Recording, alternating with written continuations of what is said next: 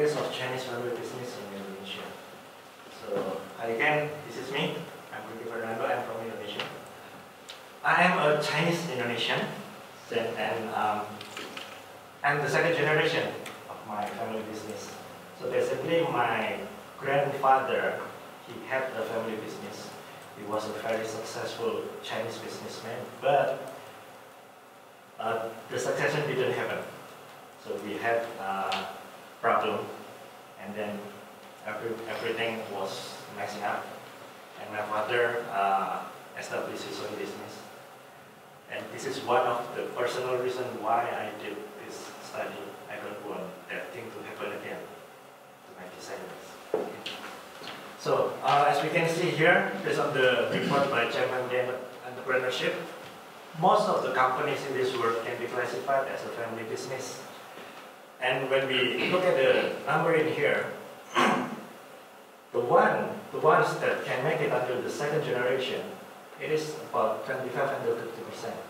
And then when we go further until the third generation, we get less number, around 10 until 20%. And when we talk about the fourth generation and beyond, this is the number, just around 3%. And when we compare this data with the Chinese family business data, we have more or less the same number for the second generation, around 30%. But the number decreases significantly when we talk about the third generation, not more than 5%. Why? So from the literature, I can conclude that there are some reasons. The first one is due to the succession plan, the lack of it, and then the ownership, the collective ownership system, and also the management system, highly centralized one, and last but not least, the inheritance system. Chinese inheritance system divides the asset equally among all descendants, especially the sons. And it differs from the Japan and European family businesses, in which they can last until dozens of generations. So, the recent literature review, mostly, they only talk about the weaknesses and then the effect of the equal inheritance system. But it is hard to find a method that is proposed how to overcome these weaknesses. And this is the reason why I came up with the research question, which is how Chinese Indonesian family businesses manage the firm ownership and management among successors.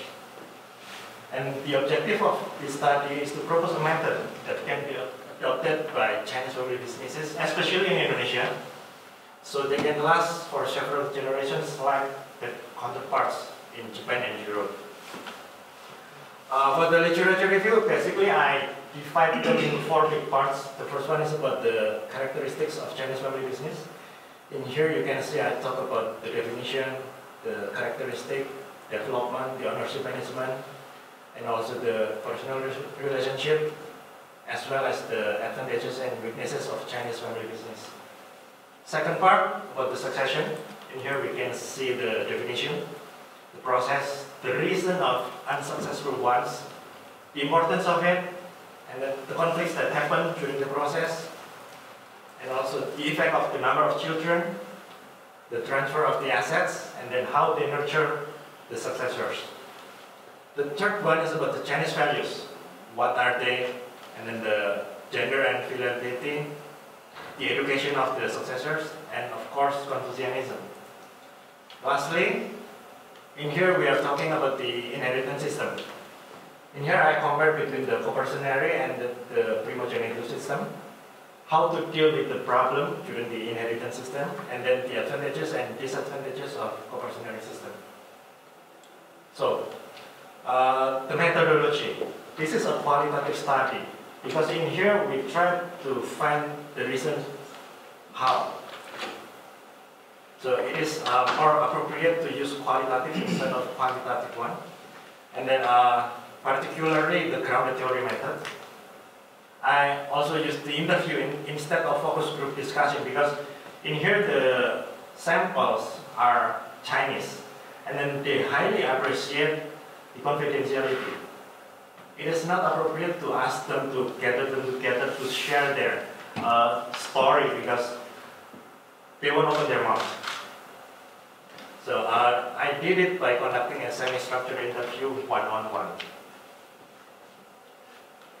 The sample, at least the third generation has been involved in the family business, but it doesn't mean that all of the samples must come from the third generation. Okay? It is a non-probability because not everyone has the same probability to get interviewed. In summary, I did 23 interviews, but I had to drop one. Actually 24, but I had to drop one due to the recording. And then I did one interview with a failed business, family business. And then the older sample is until the 6th generation. So, the results. After doing the open coding, we get 331 codes. And then those 331 codes can be classified into 10 big categories. Here are the categories. And yeah, this is how I picture the category. We must see this diagram as a dualism. First of all, the blue one. In here we are talking about modern management system, about the modern thing. On the contrary, we are talking about the traditional value. So it is modern and this one is the traditional. The red one, the supporting factors versus the problem. So in here we are talking about the strength and the threat. The green one, this one is about the money, the financial arrangement. And then this one, communication, represents non-financial aspect. The yellow one, this is about the young generation, and this one is about the old generation, how we deal with them. And then the center of the category, in here we have expectors and personal quality. So, there are 10 categories, and 2 of them, the expectors and the personal quality, are the main category. What does it mean? It means that even though we have done very well in these 8 categories, but when we miss these 2 categories, these 2 core categories, it won't work. This is the most important thing. So, the previous studies that I have read so far mostly address the problem of succession due to the money problem. This one. But after doing this study, I can say that money, yes, it is one of the problems, but it is not the main problem. The main categories is this one. Personal quality and then the expectors. What does it mean, expectors? Sorry for the format. What does it mean, the expectors? Some of them say it is not. Some of them say it is God's factors. Some of them say anything that is connected with the spiritual things. They don't really know how to describe it, but it is something beyond their control. This is how I summarize the result. I put the codes in here, and then I put O and I. What does it mean? O means how many respondents mention the code, and I means how often they mention the code. So, in this example, there are 7 respondents who mention this code, separated management and ownership, and 1 of them mentioned it twice. This is the example how I did the coding, the open coding process. So I block the sentences, and then I put quotes, and then I do it, go back and forth, compare. This is the example how I summarize the quotes. So I put it 1, 2, 3, and then I summarize the O and the I, and then I give the number in here. And then this is the example how I give the managerial recommendations. I put these recommendations at the end of every subchapters. So we have in total 46 recommendations, divided into 10 big categories. Some remarks. This study is about a new geographical area. Most studies that have been done before, mainly done in Chinese or outside Indonesia. So I can say that this is a new geographical area, but it doesn't mean that it only talks about geography. It is more about the culture, different culture. The mixture between the Indonesian culture and the Chinese culture. which is quite different from real Chinese in Chinese mainland or Chinese in other Southeast Asian countries. And then the respondents is also heterogeneous. They come from different backgrounds, different age, different industry. And we can see here, the number of population of Chinese in Indonesia is only around 3%, but they contribute around 70% of the economy of the country. So it is quite a big number. Prof. Dennis mentioned about the subjectivity in the report. Yes, there is a possibility that I involve my subjectivity, but I did these 4 things to minimize that. The first one is, of course, the diversity of the respondents, the age, the size of the business, the type of industry, etc. And the repetition of the data, of course. When it repeats itself, I can confirm that it is not from me, it is from the data. I also compare with the failed one, the failed business case. Besides that, I also compare between the data and the literature review. I did a constant comparison to minimize my subjectivity. So the impacts for me personally, as I mentioned before, I have my own family business, so I will use the finding in this study to support my own family business. And then during the interview, I got some new connections, and some of them were really rich business, family business. And the third one is, of course, the degree. Hopefully I can get it today. I am a part-time lecturer, so this GPA degree will, of course, boost my career as a part-time lecturer. And for the academic, I believe that this finding will contribute to the existing literature. It can add some values to the existing family business literature. And of course, for the society, I believe that the society will get benefits from my findings. They can apply the findings in here, the suggestions here, so that they can last for several generations. And then as a result, they can absorb more employees, more workforce.